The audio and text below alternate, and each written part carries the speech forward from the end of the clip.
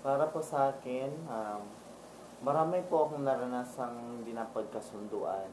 Pero, ah, meron po talagang ah, pagkakataon sa buhay ko na hindi ko napagkasunduan noon. Ayun yung po yung kapatid kong lalaki. Kasi po yung dahilan lang po noon ay yung dahil po siya po yung nag-asawa. Tapos ang dahilan lang po kasi yung binibinta po lahat ng ari-arian namin, yung hanap buhay namin. Siyempre po iniisip ko yung yun lang po ang hanap buhay ng magulang ko.